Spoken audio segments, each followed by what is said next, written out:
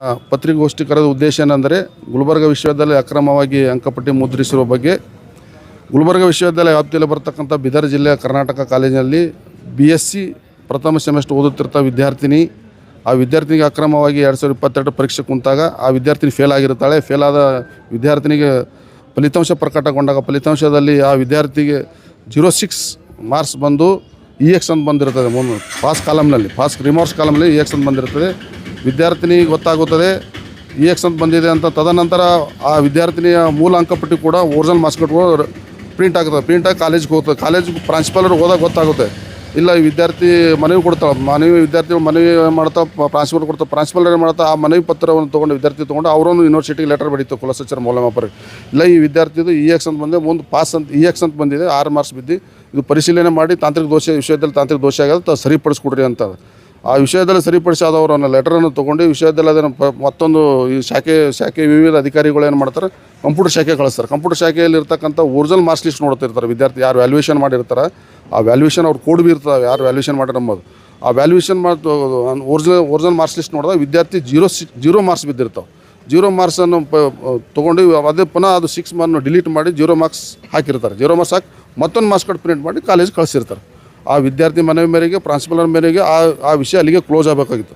ತದನಂತರ ಏನು ಆಗ್ತಾ ಇರ್ತದೆ ಅಂತಂದರೆ ಗೌರವಾನ್ವಿತ ಸಿಂಡಿಕೇಟ್ ಸದಸ್ಯ ರಾಘವೇಂದ್ರ ಭೈರಪ್ಪನವರು ಆ ವಿದ್ಯಾರ್ಥಿಯನ್ನು ಸಂಪರ್ಕಿಸಿ ಆ ವಿದ್ಯಾರ್ಥಿಯಲ್ಲಿಂದ ವಿವಿಧ ಮಾತುಕತೆ ಮಾಡಿಕೊಂಡು ಆ ವಿದ್ಯಾರ್ಥಿ ಪಾಸ್ ಮಾಡಲೇಬೇಕು ಅಂತ ಅಧಿಕಾರಿಗಳ ಮೇಲೆ ದಬ್ಬಾಳಿಕೆ ಮತ್ತು ಹಿಂಗೆ ಪ್ರೆಷರ್ ಜೋರಾಗಿ ಇದು ಮಾಡಿಕೆಸಿ ಹೇಳಿ ಆ ವಿದ್ಯಾರ್ಥಿನ ಪಾಸ್ ಮಾಡ್ಕೊಂಡಿರ್ತಾರೆ. ಒತ್ತಡ ತಂದು ಪಾಸ್ ಮಾಡ್ಕೊಂಡಿರೋ ಆ ವಿದ್ಯಾರ್ಥಿ ಏನು ಮಾಡ್ತಾರೆ, 0 ಇದ್ದ ಮಾರ್ಕ್ಸಿಗೆ ಕಡತ ಮಂಡು ಮಾಡ್ತಾರೆ. ಕಡತ ಮಂಡು ಮಾಡ್ಲಿಕ್ಕೆ ನೆಸೆಸರಿನೇ ಇರಲ್ಲ. ಒಂದು ವಿದ್ಯಾರ್ಥಿ ಒಂದು ಸರ್ತಿ ಎಲ್ಲ ವಿದ್ಯಾರ್ಥಿ ಒಬ್ಬ ಸದಸ್ಯನಾದ್ಮೇಲೆ ಎಲ್ಲ ವಿದ್ಯಾರ್ಥಿ ಸಾವಿರಾರು ವಿದ್ಯಾರ್ಥಿಗಳು ಲಕ್ಷಣ ವಿದ್ಯಾರ್ಥಿ ಒಂದೇ ನಮ್ಮದು ಇಲ್ಲಿ ರಿಲೇಷನ್ ಬರಲ್ಲ, ಯಾವುದೂ ಏನೂ ಬರಲಿಲ್ಲ. ಹಾಗಾಗಿ 32 ನಂಬರ್ ಹಾಕಿ ವಿದ್ಯಾರ್ಥಿ ಪಾಸ್ ಮಾಡಿರ್ತಾರೆ. ಆ ವಿದ್ಯಾರ್ಥಿ ಇನ್ನೂವರೆತನ ಹಲವಾರು ದಲಿತ ಸಂಘಟನೆಗಳು, ವಿವಿಧ ಕನ್ನಡ ಪರ ಸಂಘಟನೆಗಳು, ವಿವಿಧ ಸಂಘಟನೆಗಳು ಎಲ್ಲ ಕೊಟ್ಟಿರ್ತಾರೆ. ಇದ್ರ ಬಗ್ಗೆ ನಾವು ಮಾಹಿತಿ ಕೊಡ್ರಿ, ಎಲ್ಲಿ ನೀವು ಮಾರ್ಕ್ಸ್ ನೋಡಿ ಹಾಕಿದಿರಿ ಅಂತ ಹೇಳಿ ಇನ್ನೂವರೆತನ ಅವ್ರು ಆನ್ಸರ್ ಕೊಟ್ಟಿಲ್ಲ. ಹಾಗಾಗಿ ಇವತ್ತು ಪ್ರೆಸ್ ಮೂಲಕ ಮಾನ್ಯ ಮಂತ್ರಿಗಳು, ಉನ್ನತ ಶಿಕ್ಷಣ ಮಂತ್ರಿಗಳಂತ M. ಸುಧಾಕರ್ ಸಾಹೇಬರಿಗೆ ಮತ್ತು ಮಾನ್ಯ ಪ್ರಧಾನ ಕಾರ್ಯದರ್ಶಿಗಳಾದಂಥ ಮೇಡಮ್ ಅವರಿಗೆ ಇದ್ರ ಬಗ್ಗೆ ಆಗ್ರಹ ಮಾಡ್ತಾ ಇದ್ದೇವೆ ಸರ್. ತಮ್ಮ ಆಗ್ರಹ ಏನಂತ ಸರ್? ಇದು ಏನಿಲ್ಲ, ಉನ್ನತ ಮಟ್ಟ ತನಿಖೆ ಆಗಬೇಕು, ಸಂಬಂಧಪಟ್ಟವ್ರ ಮೇಲೆ ಕೂಡಲೇ ಆ್ಯಕ್ಷನ್ ಆಗಬೇಕಂತೇಳಿ ಆಗ್ರಹ ಮಾಡ್ತಾ ಇದ್ದೇವೆ ಸರ್. ನಮ್ಮ ಪ್ರಕಾರ ಸರ್ ತಪ್ಪಿಸ್ತಾರೆ, ಗಣಕಯಂತ್ರ ತಪ್ಪಿಸ್ತಾರೆ ಸರ್. ಯಾಕಂತಂದ್ರೆ ನಾವು ಈ ಪ್ರೆಸ್ ನೋಡಿದೆವು, ಅವ್ರದ್ದೆಲ್ಲ ಕಡತ ಮಂಡದೆಲ್ಲ ನೋಡ್ತಾರೆ. ಅವರೆಲ್ಲ ನಿಯಮಾನುಸಾರನೇ ಬರ್ದಾರೆ. ಕೆಳ ಹಂತ ಅಧಿಕಾರಿ ಹಿಡ್ಕೊಂಡು ಎಸ್ ಡಿ ಹಿಡ್ಕೊಂಡು ಆಫೀಸ್ ಸೂಪ್ರೆಂಟ್ ಹಿಡ್ಕೊಂಡು ಮತ್ತು ಕುಲಸಚಿವರು ಆಗಿನ ಕುಲಸಚಿವರು ಕೂಡ ನಿಯಮಾನುಸಾರ ಮತ್ತು ಸರಿಯಾದ ಮಾರ್ಕ್ಸ್ ಕಾರ್ಡ್ ಅಂತ ಹೇಳಿದ್ದಾರೆ ಅವರು. ಆದರೂ ಇವರು 32 ಹಾಕಿ ಮಾರ್ಕ್ಸ್ ಪಾಸ್ ಮಾಡಿಕೊಟ್ರೆ. ಇದು ವಿಶೇಷವಾಗಿ ಕಂಪ್ಯೂಟರ್ ಸೆಕ್ಷನಿಂದ ಆಗಿರೋದು ಸರ್.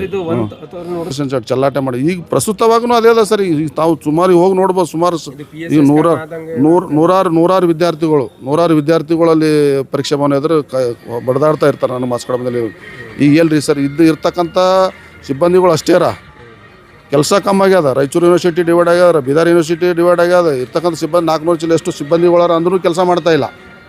ಈಗ ಹೊರಗಿನವರು ಕೆಲಸ ಮಾಡ್ತಾ ಇದ್ದಾರೆ ವಿಶ್ವವಿದ್ಯಾಲಯದ. ಕಾರಣ ಯಾರಾಗಿರ್ಬೋದು ಸರ್ ಸಿಬ್ಬಂದಿ ಕೆಲಸ ಮಾಡ್ತಾ ಇಲ್ಲ ಅಂತಾರೆ? ಅಲ್ಲಿನ ಆಡಳಿತ ಸರ್,